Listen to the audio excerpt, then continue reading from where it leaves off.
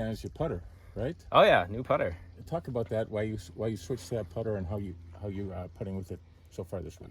So first 2 rounds of the Ray Fisher, I putted horribly, and I could tell it was a putter. A lot of bad misses, and I was where I was staying that night. I had a friend was over hanging out, and he had his clubs there, and he had this center shafted Ghost Manta. It's this like giant putter center shaft with a giant grip, and I was putting in there, and I'm like, oh, I'll use this, like better than mine. And I go out there, and it was one of the putters that didn't rotate as much. I didn't have to have my hands, and I putted incredible with it. So clearly I knew I needed to make a change. Bought a few of those on eBay. A few of those Ghost Mantas. We got 3 now. Okay.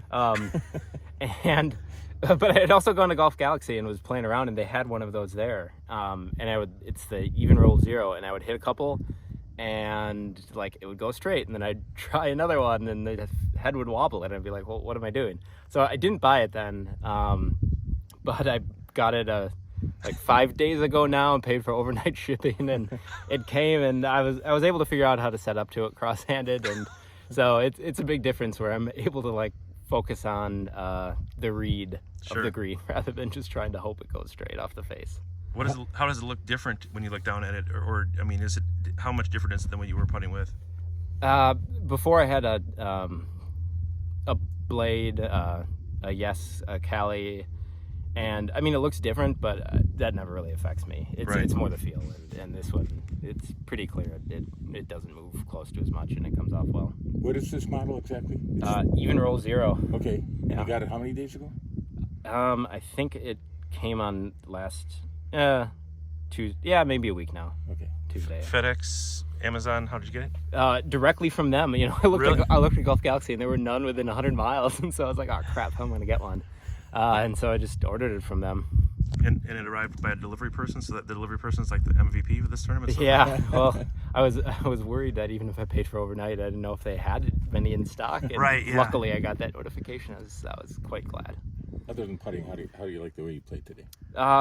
Pretty well. I've been hitting it well. I felt like I left decent amount of shots out there just from distance control, and that's something that I don't have from not being able to play as much. There were a bunch of wedges that I kept going a little long on because I was hitting a 54 instead of a 60, and probably 3 or 4 of those really. So I'm getting better. 17th hole, I had one that I was about to club up, and then I kind of realized what was going on. So I'm getting better at that. From what you see out of Cam, you expect him to be there at the end with you? Yeah, sure. Plays well. It seems like he's playing. It feels like we're both kind of playing normal. We're able to get it around, make some birdies, putting well, hitting it pretty well. It seems like the way it is.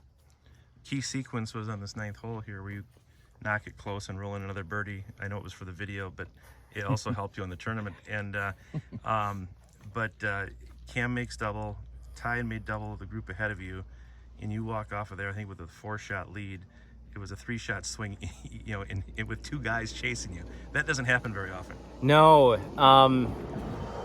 I mean, it was the 9th hole in the second round, so I really wasn't too worried about, the swings. I'm still not at that point. I was pretty happy I had a great shot. I mean, you're standing up there, and it's a upside down bowl. It's going to roll off, and I felt really good over that. I picked out the right club. I was just talking about wrong distances. I got the right one on that, and I hit a really good shot, and then a good putt on that as well. So that's what I take away from it. How long was that putt? 15? 10, 12, yeah. And then can you talk about 14 and 15, the back-to-back bogeys? What happened on the par 5? So 14 tee shots a little tough because all those bunkers are in play, and I think I realized I should hit a 3-wood off there instead of the driver. I just had a tough angle after getting out of the bunker from the rough and misjudged where I needed to land it, didn't have the right angle and everything. I hit a really great shot in there, but it just shot over. And then 15, I was kind of in a greenside bunker, got it on, and then 3-putted because I was in the wrong level. Greenside bunker off the tee?